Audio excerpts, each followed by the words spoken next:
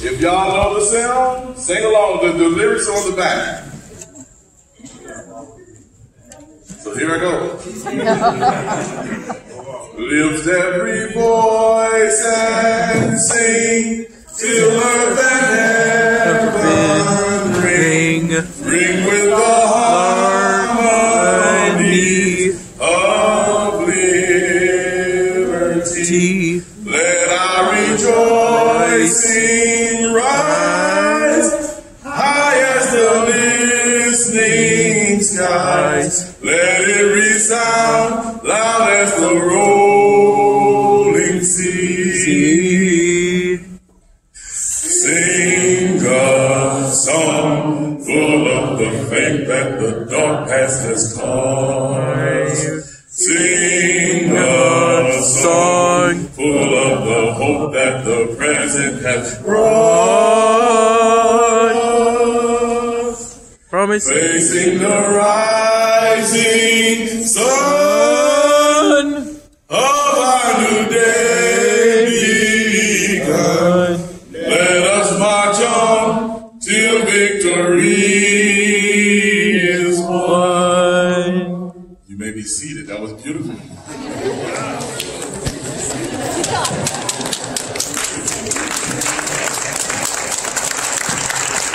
Let's carry on.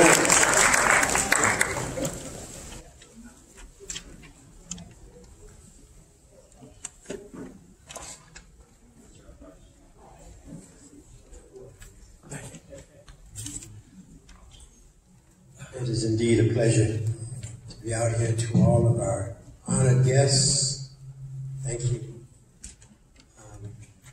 He did me a favor because he was going to ask me to do that. And I said, well, I don't know how much voice I still have. As you can see, it sounds a little shaky.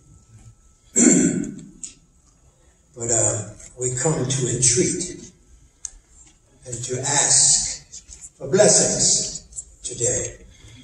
Would you all agree with me that everybody in the building needs a blessing? You can say amen. It's all right. It's all right. Well, I would ask mine in this way.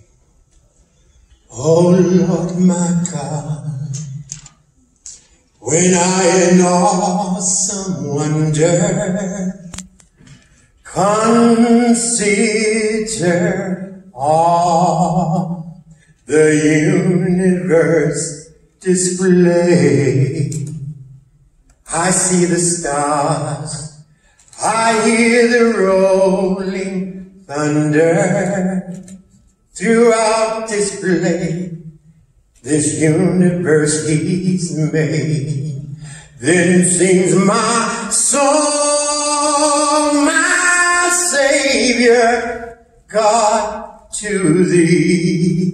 How great Thou art! How great Thou art! Then sings my song, my Savior God, to Thee. How great Thou art! How great Thou art!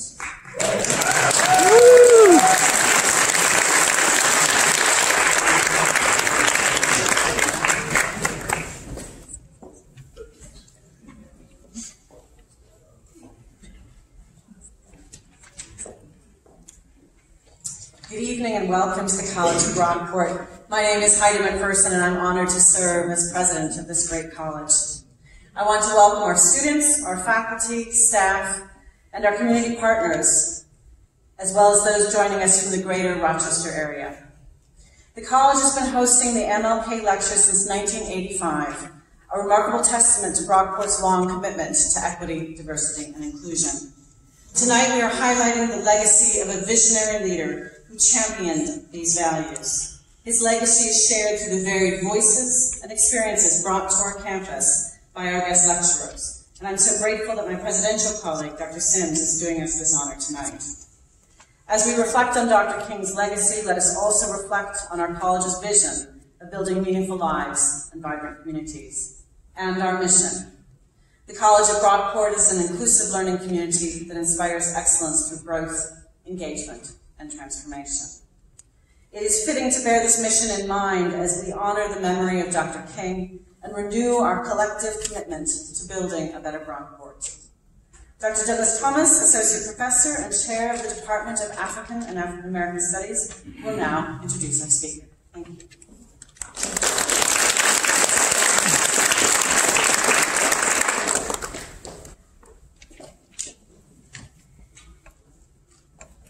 So y'all get to look at me again.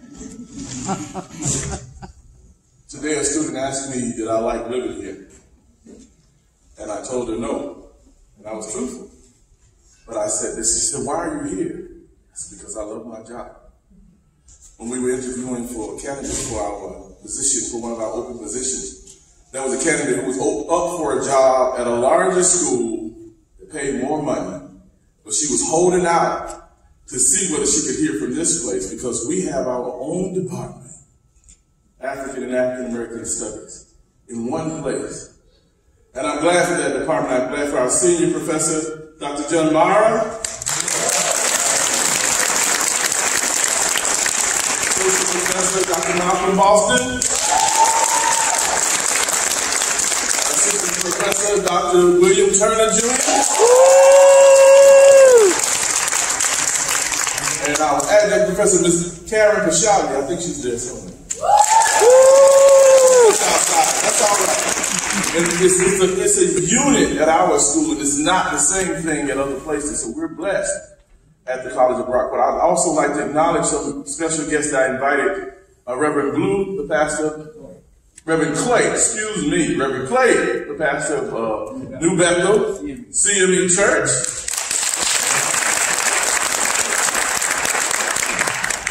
Bishop Jeffrey L. Melvin, the pastor of Powerhouse King Cathedral. And I'm looking for Reverend Dr. Harvey. He stepped out, but Reverend Dr. Harvey here too. So one of our goals is to connect our department with the community. Not just as our department, but as part of Brockport. Because Rochester is our community too. And Brockport is our community. Now we turn to what I stood up here for. And if you're mad at me, you're going to have to forgive me. I came to introduce our speaker. She is a noted scholar, did her graduate doctoral dissertation on the ethics of lynching. I'm telling you, that's something else, ain't it? And then she's written a lot of other works on womanist theology. She's very strong, has added a lot to the field. And she's worked at St. Joseph Seminary for about 14 years. And now she's here, blessing our city of Rochester with her presence at the Colgate Seminary in Rochester. None other than the Reverend Dr. Angela Sims.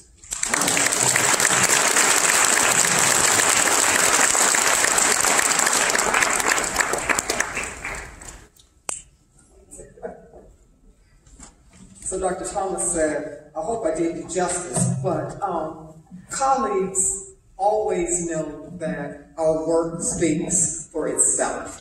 So I'd like to thank President McPherson for your kind welcome and greetings here on this evening. Dr. Thomas, thank you for working with me and my schedule. And so I know it's a little late, so I won't be before you very long. In his 1957 sermon, preached at the Dexter Avenue Baptist Church in Montgomery, Alabama, the Reverend Dr. Martin Luther King Jr. said, and I quote, "The aftermath of nonviolence is the creation of the beloved community. The aftermath of nonviolence is redemption. The aftermath of nonviolence is reconciliation. The aftermath of violence are emptiness and bitterness. This is the thing I'm concerned about. Let us fight passionately and unrelentingly for the goals of justice and peace. But let's be sure that our hands are clean in this struggle. Let us never fight with falsehood and violence and hate and malice, but always fight with love, so that when the day comes that the walls of segregation have completely crumbled in Montgomery, that we will be able to live with people as their brothers and sisters, close quote. Given the theme of this evening's memorial lecture and peculiarities of this country's socio-political landscape, I draw your attention to Dr. King's April 4, 1968 assassination. More than a half century on this side of Dr. King's murder, evidence of an insurgence of white nationalism serves as a poignant reminder that Black lives, Jewish lives, Muslim lives, the lives of non-practitioners of white supremacist religion, trans lives, the lives of persons who question inhumane practices, the separation of families at specific points of entry, the caging of children, travel bans, deportation of DACA recipients. More than 50 years since Dr. King was assassinated, evidence of an insurgence of white nationalism serves as a daily reminder that too many lives in these disunited states of America are seen by many as insignificant. For as King stated, standing on the steps of the Lincoln Memorial in 1963, and I quote, "The life of the Negro is still sadly crippled by the manacles of segregation and the chains of discrimination. 100 years later, the Negro lives on a lonely island of poverty in the midst of a vast ocean of material prosperity. 100 years later, the Negro is still languished in the corners of American society and finds himself in exile in his own land," close quote. Intimately acquainted with race, particularly a socio-cultural construction of a Black-white dichotomy in the U.S., King's engagement with the biblical text was informed by a historical analysis with which his faith resonated. Refusing to ignore the crucible of Jim Crow that symbolized neo-slavery, and refusing to romanticize West Africa as a place of genealogical spiritual connectivity, King developed an amazing ability to theologically interpret political decisions. Yet for many, King's public delivery of his dream is all too often presented as a parody to counter public proclamations of national accountability that suggest that a shift from focusing on preaching as performance to a substantive assessment of the sermon itself can function as a framework to mediate conversations on race, class, and privilege in the U.S. King's faith in a God who sets captives free empowered him to name the United States sin of racism and militarism in unambiguous terms. Historian of religion Charles H. Long is correct to remind us that the context of the Black prophetic tradition must be seen as a protest against a hegemonic, enslaving, and oppressive situation. Long is also forthright in his assertion that the Black prophetic tradition in the U.S. is unique and specific meaning of the nature of religious prophecy, and that it has much to contribute, not only to the meaning of prophecy itself, but also to political thought and the necessary but subtle relationship between religion and politics in the modern world. It is a world so aptly demonstrated by many political pundits during the 2008 and reinforced during the 2012 presidential campaigns that wanted to proclaim the advent of a post-racial society devoid of any serious critique or analysis of race as a product of social cultural imagination. It is perhaps this worldview that King's concept of the beloved community continues to disrupt. Perhaps it is the power of King's message, replete with indictments supported by document evidence, which inevitably led to the Federal Bureau of Investigation's heightened scrutiny of King's activity. After all, we need only reflect for a brief moment on what I describe as the creating of an icon that is often void of a thick historical recounting of the manner in which King's very embodiment as a Black man, issues of patriarchy and fidelity aside, was a site for expressions of racially sanctioned hatred authorized and endorsed by supposedly law-abiding citizens. It's important to remember that law-abiding and justice-abiding are not necessarily synonymous. As ethicist Tracy C. West aptly notes, racial logics based on denial abound in our society. West's claim emerges from and is informed by her research on the intersectionality of race, gender, and sexual violence. If history, however, is a keeping of records, allow me to suggest that mythological representations of the U.S. as a moral exemplar in a globalizing society can have a profound impact upon one's ability to integrate universal moral concerns with particular ones. Consider, for instance, King's evolving position to this country's military engagement in Vietnam. Speaking at Riverside Church in New York City, at an event hosted by clergy and lay concerned about Vietnam 1 year to the date of his assassination, King said, "I come to this magnificent house of worship tonight because my conscience leaves me no other choice. Over the past 2 years, as I have moved to break the betrayal of my own heart, as I have called for radical departures from the destruction of Vietnam, many persons have questioned me about the wisdom of my path. At the heart of their concerns, this query has often loomed large and loud. Why are you speaking about the war, Dr. King? Why are you joining the voices of dissent? Peace and civil rights don't mix, they say. Aren't you hurting the cause of your people, they ask. And when I hear them, though I often understand the source of their concern, I am nevertheless greatly saddened. For such questions mean that the inquirers have not really known me, my commitment, or my calling. Indeed, their questions suggest that they do not know the world in which they live." Close quote. Acclaimed worldwide for his nonviolent response to American apartheid practices, King came to view U.S. intervention in Southeast Asia as little more than imperialism. Additionally, he believed that the Vietnam War diverted money and attention from domestic programs created to aid poor Black persons and other persons who were impoverished. Furthermore, he said, the war was doing far more than devastating the hopes of the poor at home. We were taking the Black young men who had been crippled by our society and sending them 8,000 miles away to guarantee liberties in Southeast Asia, which they had not found in Southwest Georgia and East Harlem. King's social ethical critique of our country's triple evils of racism, economic exploitation, and militarism was not an unpatriotic rhetorical proclamation.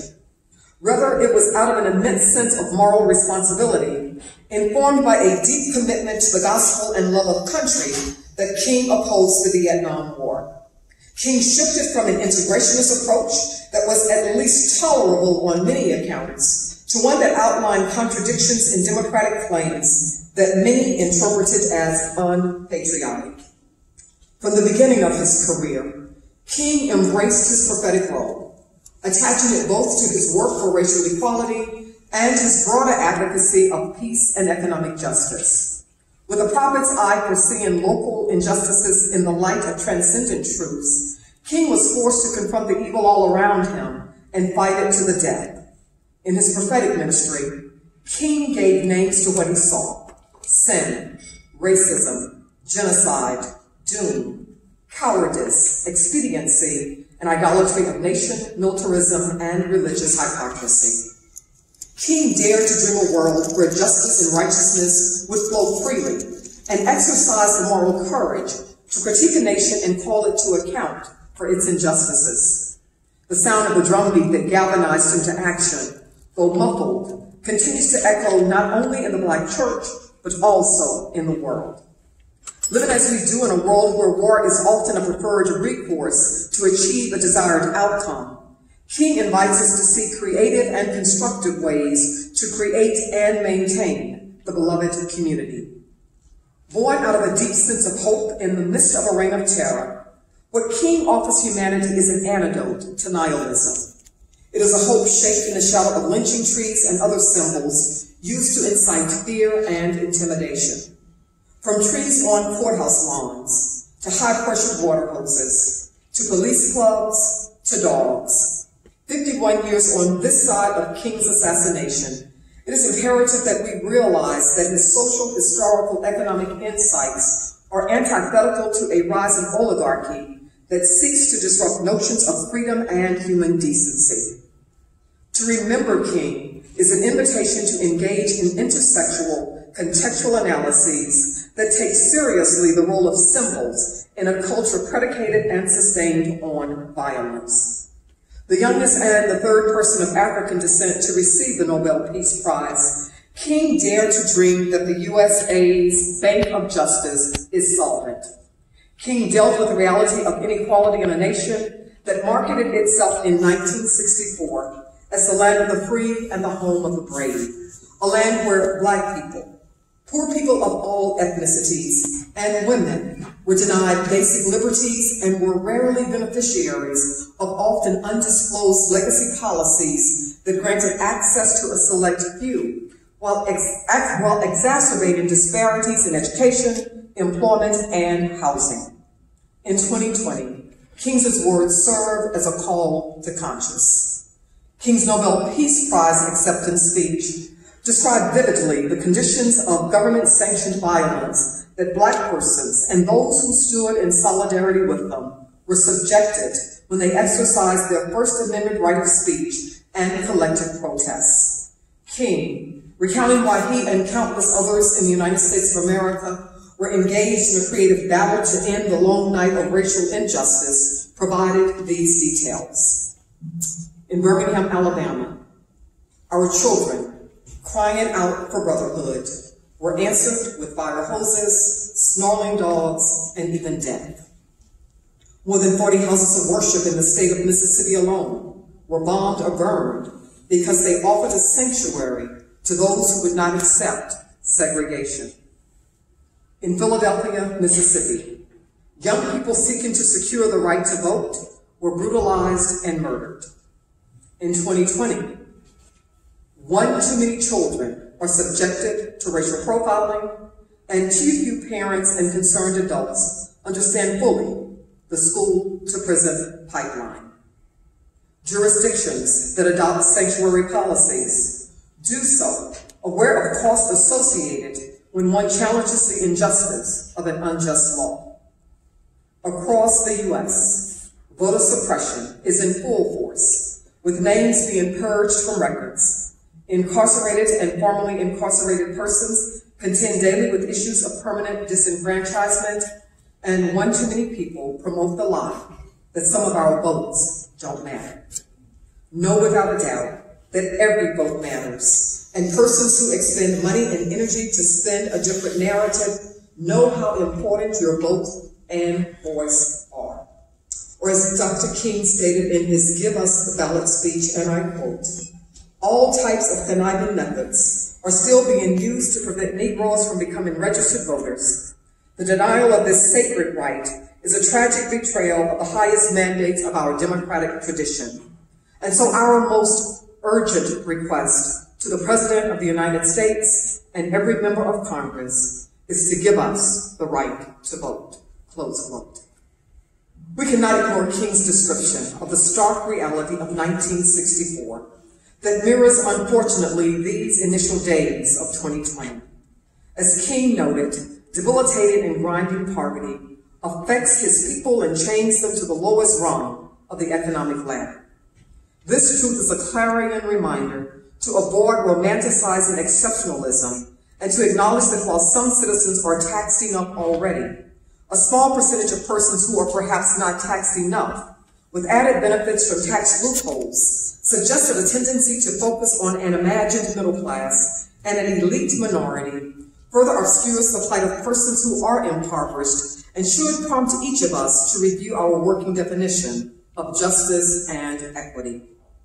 Governmental programs implemented to address poverty are typically not designed to dismantle systems from which an elite few benefit financially, nor to counter the pull yourself up by your bootstraps myth.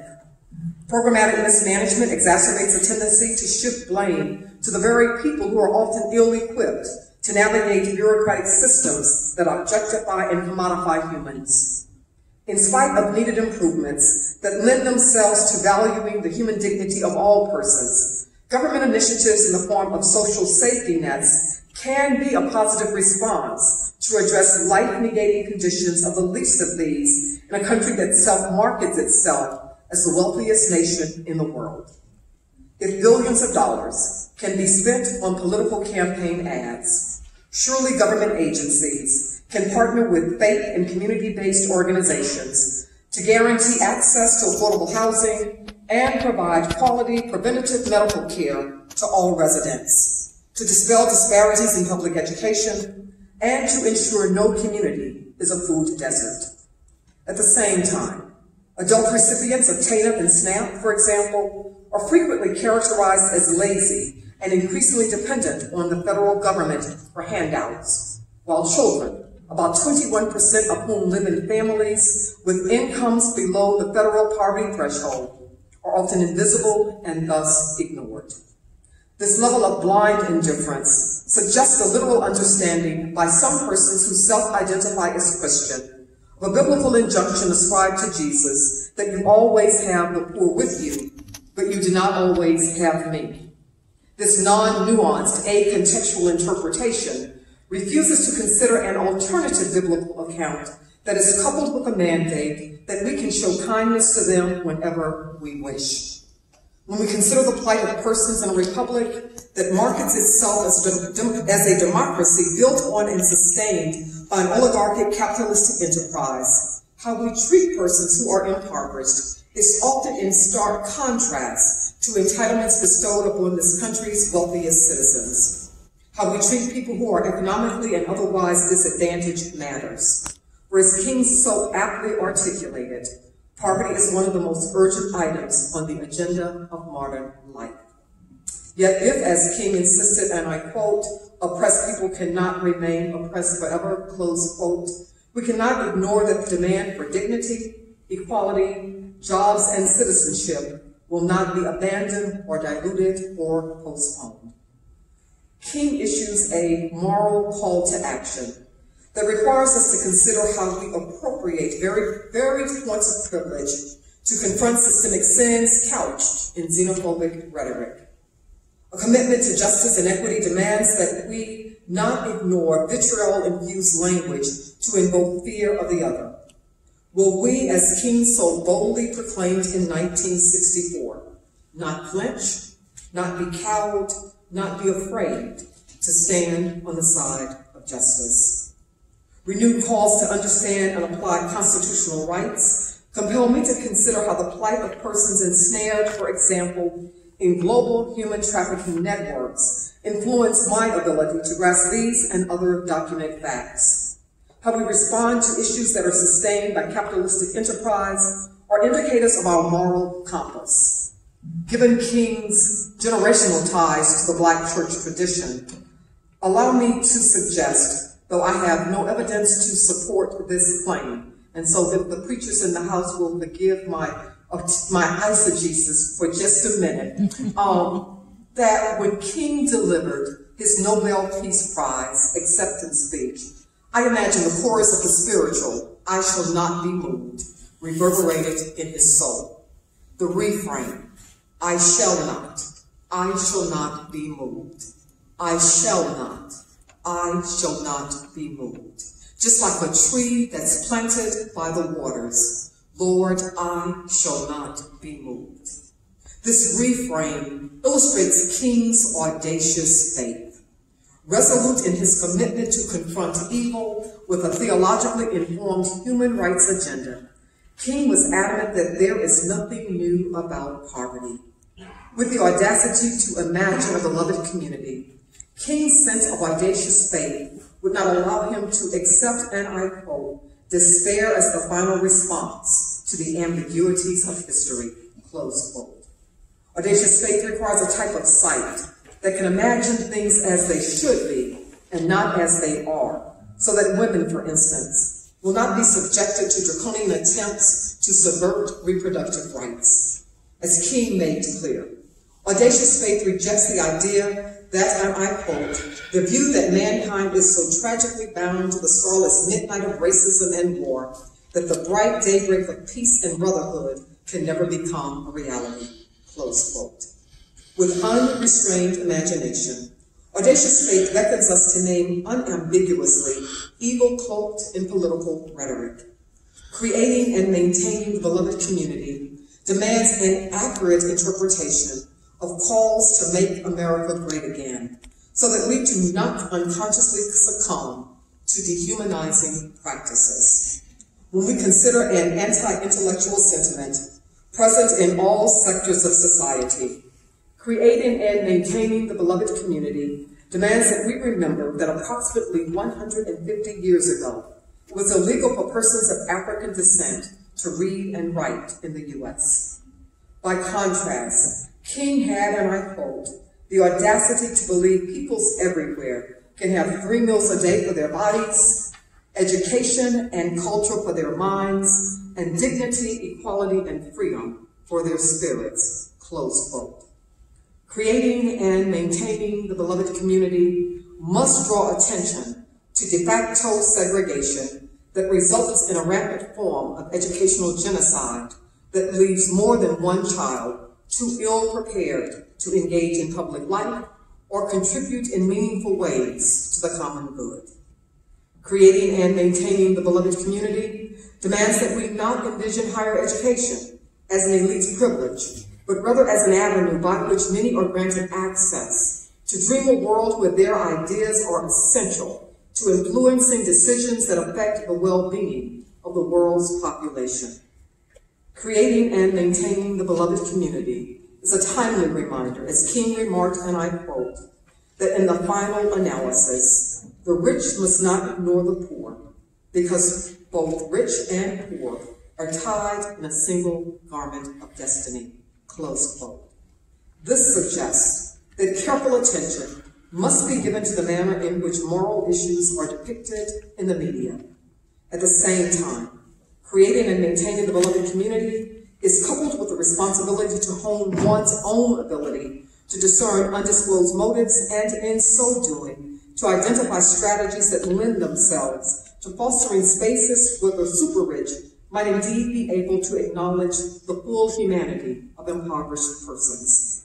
As informed naivety, this commitment to justice is couched in a form of realistic pragmatism that demands an ongoing assessment of human relations. For King, creating and maintaining the beloved community demands a deep, ongoing commitment to take direct action against injustice despite the failure of governmental and other official agencies to act first, to disobey unjust laws or not submit to unjust practices, to persuade without resorting to violence, to seek as an ultimate goal a community at peace with itself, to always be willing to talk and seek fair compromise, and to suffer when necessary and even risk their lives to become witnesses to truth as we see it. King encourages doers of justice to keep faith in the future and to not despair. For creating and maintaining the beloved community demands that we, as King urged in his sermon, Where Do We Go From Here? That, and I quote, "This is no time for romantic illusions and empty philosophical debates about freedom. This is a time for action. What is needed is a strategy for change, a tactical program that will bring the Negro into the mainstream of American life as quickly as possible. So far, this has only been offered by the nonviolent movement. Without recognizing this, we will end up with solutions that don't solve, answers that don't answer, and explanations that don't explain. It's 2020. What will each of us do to create and maintain the beloved community? Thank you. Woo!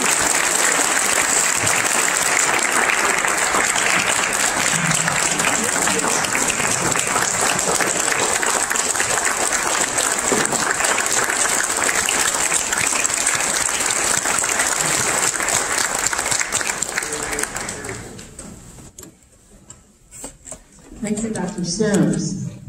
Now, there's a mic in the middle of the room, and I know that some of you have some burning questions. So I'm going to give you all the opportunity, before I ask my questions, for you to ask your question of Dr. Sims.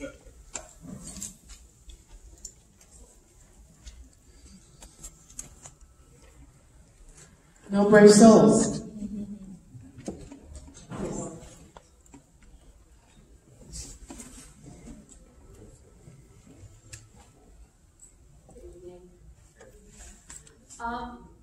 Do you think that faith is what's going to bring us to a better tomorrow with all the injustice that's going on right now? So let me say that not every person in the U.S. is a person of faith. And so what I think will happen is that we are able to think about our shared values, whether they're grounded in faith or not. It allows us to recognize and to see the full humanity of other persons. It also allows us to be able to think about the ways in which we need to have difficult but necessary conversations. And sometimes those very hard conversations need to begin in our own communities of accountability, often around our own dinner tables, and often being able to think about the ways in which we actually develop the capacity to be an active listener, so that we hear what's being said without formulating a response while the person is yet talking. That's right. Thank you for that question and the response. Are there other questions? I have a question. I'll ask a question. So one of the things that I did some little bit of homework to prepare tonight, but Dr. King believed that all conflict in his talk about the beloved community should end with reconciliation of advisories cooperating together in the spirit of friendship and goodwill. In 2020, what does reconciliation kind of look like for the Black community? So first of all, let me say I take exception with Dr. King's stance. Okay. Just as I take exception with the reconciliation effort that Bishop Desmond Tutu was instrumental with in South Africa. There can be no reconciliation without repentance. And repentance is a turning away from something towards something else that ultimately points us to that which is good. And that good is, again, the ability, first of all, to name the ways in which we ourselves have contributed to evil and to ask for forgiveness. Second of all, to recognize that unless we are willing to really talk about the ways in which privilege is used, and let me say that everyone in this room is a person of privilege. So unless we are willing to talk about the ways in which we can use our privilege on behalf of someone else, again, the concept of reconciliation becomes rather void for me.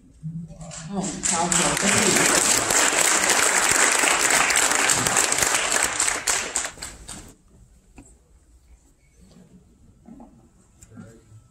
So, I'd like to ask something about affirmative action. Would you say that's kind of like Black privilege? What do you think of affirmative action? Because I know there's white privilege, but in a way, affirmative action is privilege for minoritized peoples. So let me say, the affirmative action is no new concept. Affirmative action is really, when I think about the evolution of affirmative action in this country, we have to think about legacy practices, particularly legacy practices at large non-state institutions. So when you have a percentage of your admission criteria already set aside for legacy, do you understand what I'm saying when I talk about legacy? So when you have children of major donors who are guaranteed admittance, and when those legacy policies are built into an institution's admissions practices, you have a form of affirmative action that does not get talked about the way it needs to. The second part of your question about affirmative action causes me to ask us, do we really understand the construction of race in this country?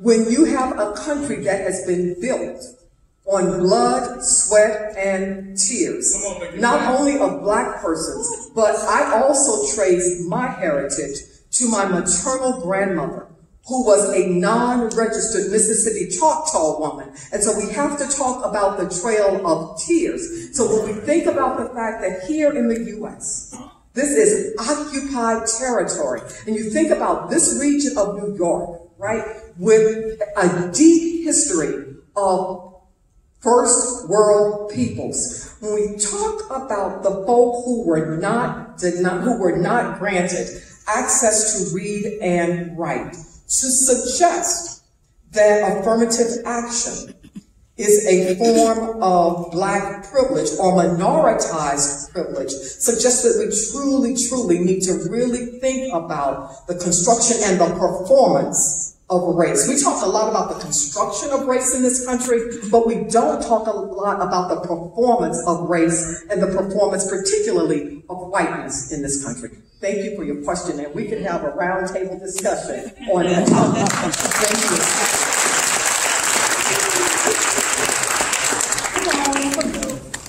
So my question would be is, what do you think is required of us young people to maintain a beloved society or continue the legacy that an occasion has? A couple of things. Number one, really know that already you have a voice. And to think about the ways in which you strategically use your voice. Not every issue is a war to be fought. The other thing, because you are in school, do your best work. Always do your best work. And understand this season in your life as an opportunity for preparation for that which is yet to come. Understand the power of writing and call that skill and learn how to write in multiple genres. Right. Also, be very mindful about forming relationships now and understand your own skill set. And on a regular basis, do an asset inventory to know what you're bringing to the table. Yeah.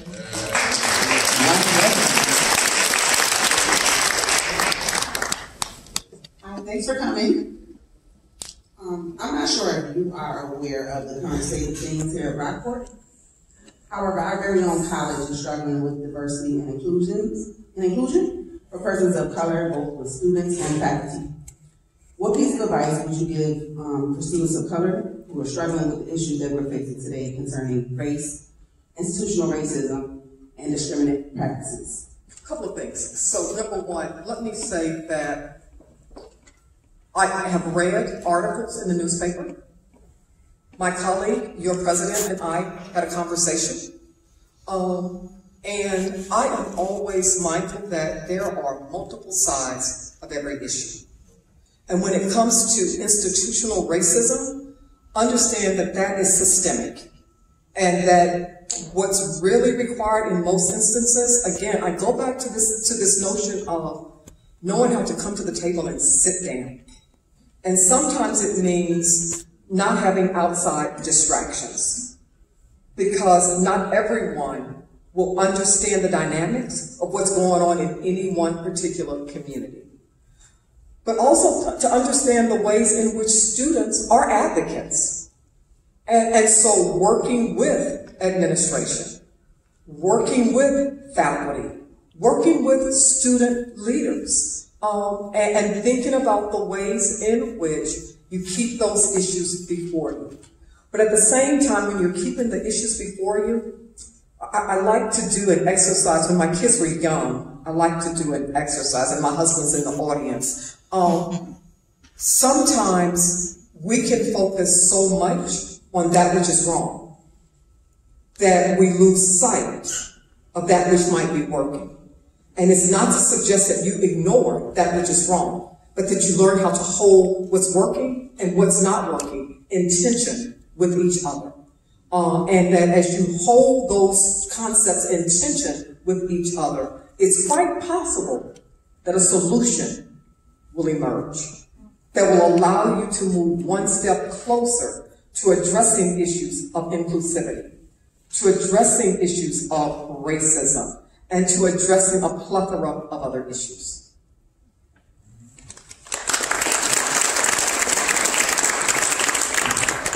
Hello. Hi. Could you just expand on the idea of like audacious faith and how we can use that to dismantle the system that you spoke of? So when I look at King, King understood what he stepped into. And once he became engaged with the 1960 Civil Rights Movement, he didn't turn back.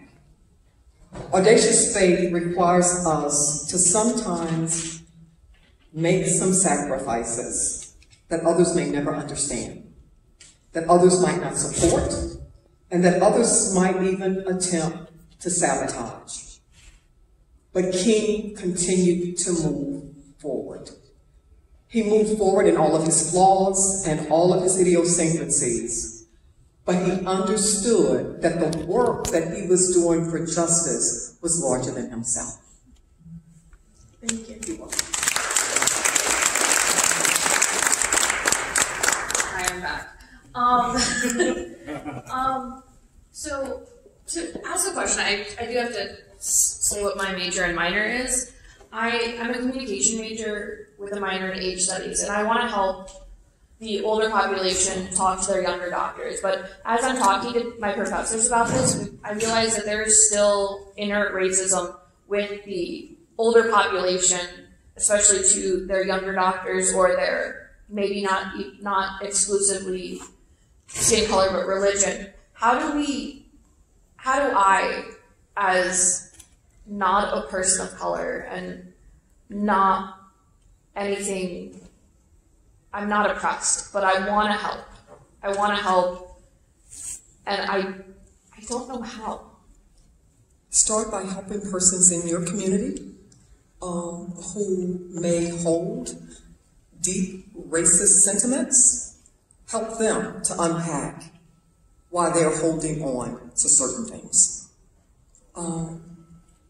If you say that you yourself are not oppressed, perhaps identify ways in which you can stand in solidarity with other young women who are oppressed. Think about the ways in which your privilege might be used to shine light on some issues that may not be quite as clear as you would like them to be in your own communities of accountability. I did have one more question, I'm sorry. Don't be sorry. I don't want to take everyone's time. It's a conversation. How do we respond now to the regrowing of the Nazi Party and the white supremacists that are around now? Because there was injustice then in Martin Luther King's time, and now they're coming up again and using the umbrella of freedom of speech, and we can't even judge them without them going to court for defamation. So how are we supposed to just look to the past and use the same methods, or how do we evolve our fighting? So first of all, they never went away. Understand that there is some behavior that's learned.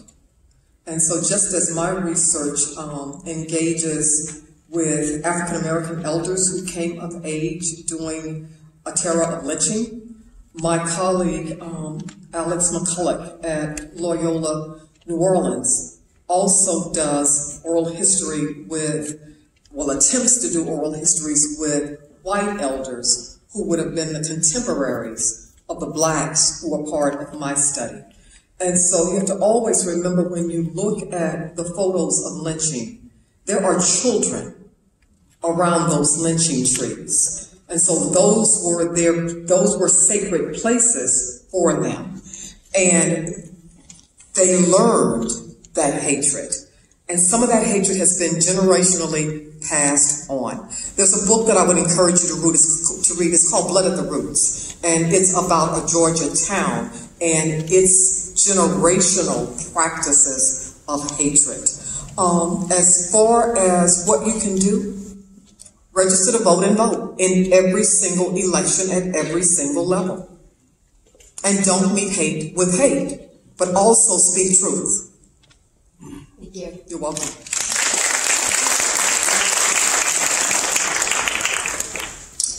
Hello, my name is Tyler James Mackey, and I would like to start by saying that I'm very grateful to be here for this event.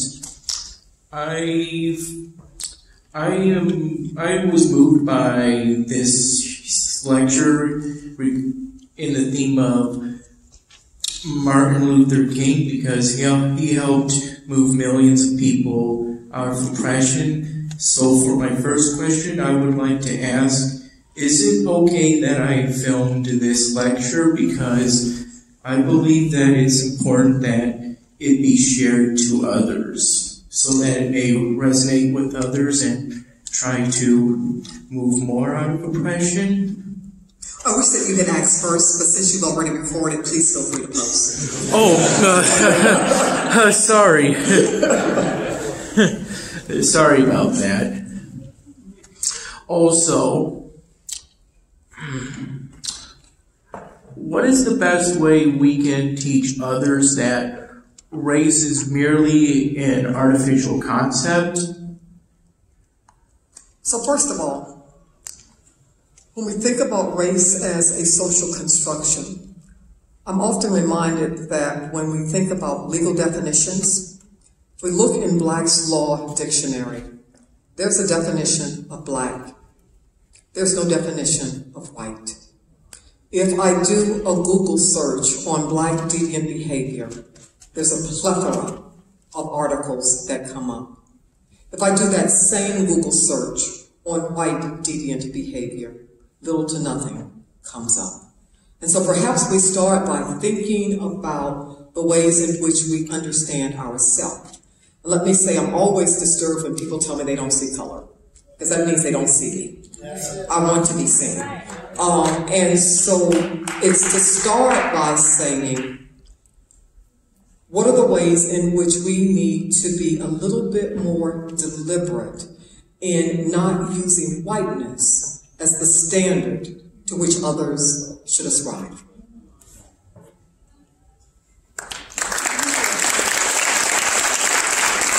Okay, thank you. Thank you very much. Are we supposed to say who we are and all of that? That always helps. Oh, it does? Yeah. My name is Julius Clay. I'm pastor of New Bethel CME Church in Rochester. I've just been there about 9 months. The pastor passed. I was interim, and now I'm the pastor. I had an appointment to see you in about 2 or 3 weeks. One of my ministers graduated from Colgate. All right. I want to say something that might be a little uncomfortable. And I'm going to try to form this. I pastored a church in Harlem for about 10 years. And we were beginning to get quite a few Hispanics in our church. I mean, they were coming in. My wife is a college professor, and a lot of the persons where she worked began to start coming to our church. I began to kind of counsel them before they came, to the extent that they felt like that they needed to join a church. But as they joined and as they came in, I saw something that really bothered me and startled me. And I found out that black people can be racist too. And I knew that there was going to be a silence there. And as they came in our church, the people felt uncomfortable and ran them out as fast as they came in. And so I just want to raise that as an issue that we may not feel like talking about, but as people of color, we can be racist among other people of color. And I just want to know what you might feel about that. I mean, this is what I saw. And I pastored there 10 years. They were coming in. By the time I left the church, all of them were gone. So first of all, a very simple definition. Racism is prejudice plus power. And so I posit that black folk can be prejudiced. Because you don't call that racism, you call it prejudice. Because the power dynamic is not there. I also would suggest that when I look at some studies that have been done on churches, what you experienced was not a black phenomenon, it's a church phenomenon. I find that too few people in church, action and rhetoric line up. Folk will say they have welcoming space until the persons who show up who don't look like them, or who don't dress like them or act like them, or come from the places that they've come, or who don't have a family lineage with that church, can be some of the most hateful and unwelcoming people that one might encounter. And so it suggests to me that perhaps when we look at the Pew Studies, though the Pew Studies really are about white Protestant and Catholic traditions in the U.S., can also be applicable to the 7 historically black denominations in this country, where folk can't understand why the pews are increasingly and increasingly more empty on Sunday. And I would suggest that perhaps it's because part of it is this notion of not understanding what radical hospitality looks like.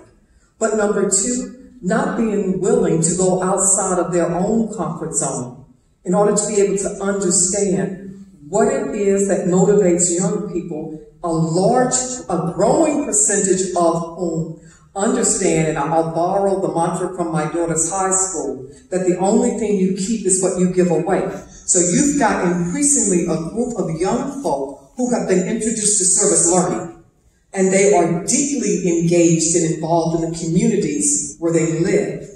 But they find that that same type of involvement is not taking place in a number of the churches that are in the communities where they live. I think the church could do itself well to partner with some sociologists and some anthropologists and learn how to do some case studies based on what's happening in their communities, and to do some demographic analysis to better understand what's really at stake. I appreciate your response on the dichotomy between racism and prejudice. I just wonder why we would clap as a result of having just brought that up. And you made the distinction. However you define it, it was not good.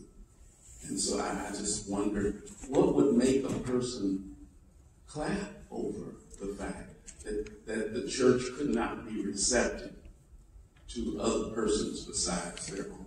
And you don't have to respond. But I just thought it was really interesting that after you made that response, there was a big clap. And I just don't think that was good. So I can't speak. No, I am going to address that because it's on the floor. So I can't say why persons necessarily clap, but I heard the clap in response not to behavior, but into understanding the way in which power is operative in this country.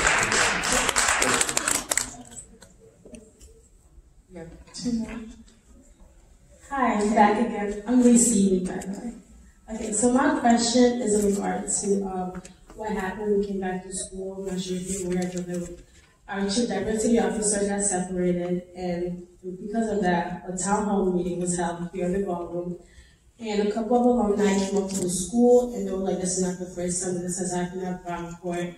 That protested, they used their voices, and it seems just like decades later, nothing has changed. And we're trying to be the change, like the class of 2024, trying to make a change so that this doesn't keep happening here at the College of Brownport.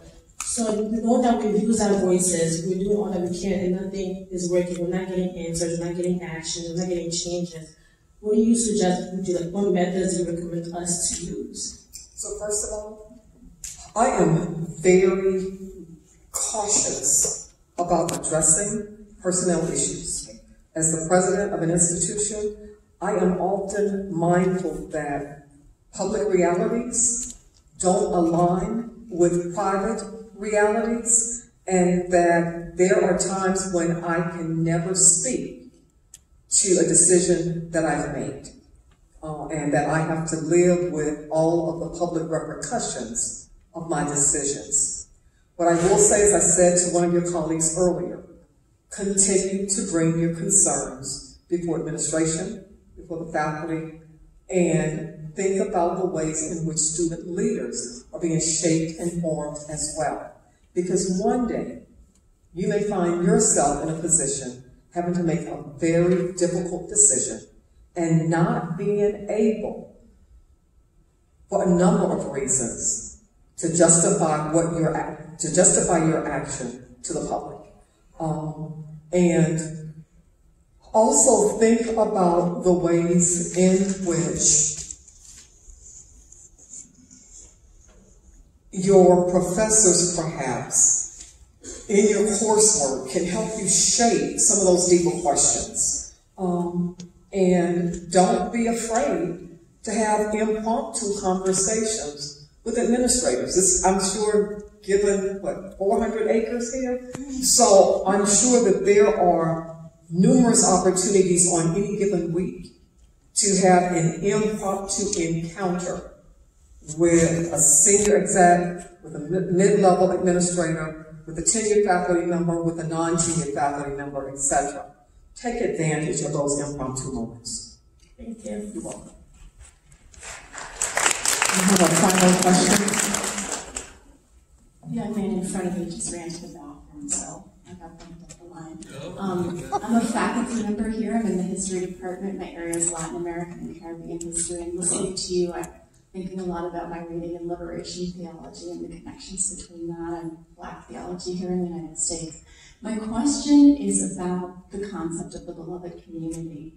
Is it something that is sort of utopian and in the future, or is it something that can be experienced even as injustice prevails? Are we practicing for it, or are we actually experiencing it? And if so, where do you experience it the most in your life? So when we think about King's use of this philosophical concept, for King, the beloved community was always movement towards that which lent itself to living a life of justice. And I don't see it as utopia, because utopia would suggest that one does not see oneself necessarily engaged in what's taken place in the real messiness of life. And as for me, it's always those moments. This is a beloved community moment tonight, to be able to have honest dialogue.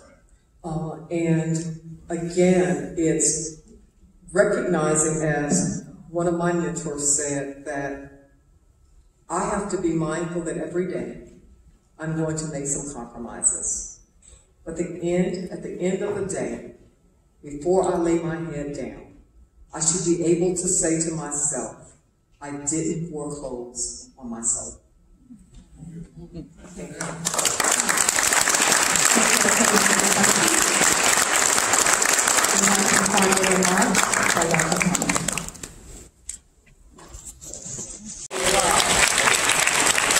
you. And our students will ask some of the questions. I want to give some final thanks to some people. I'm glad to the students in the Rockport Student Government, Emma Klein, Colson, and Sarah Martell. I think they've already gone, but they made the beautiful program. There they go. Our PhD. And I'm glad to the presidents of CSA, ASU. Okay, all right. And Men of Color, all of the culture clubs that came together to help us out. And I would like the president and her cabinet to stand, if you would be so. These are our administrators. Go ahead, give it up for them. And I'm glad they so graciously they came out with us. It's good to have your leadership amongst you. I want to give special thanks to Dr. Cephas Archie. He walked me through this program. This is my first year as chair. He walked me through every step of the And I'm also glad for our interim CEO who stepped right in when I asked her to, Dr. Lorraine Akers. Thank you. Woo! And I thank everybody. I thank the Lord Jesus Christ, the God who made me. And I thank the state of New York for continuously employing me, and the checks are always on time. Thanks for coming out, you guys. Have a great evening.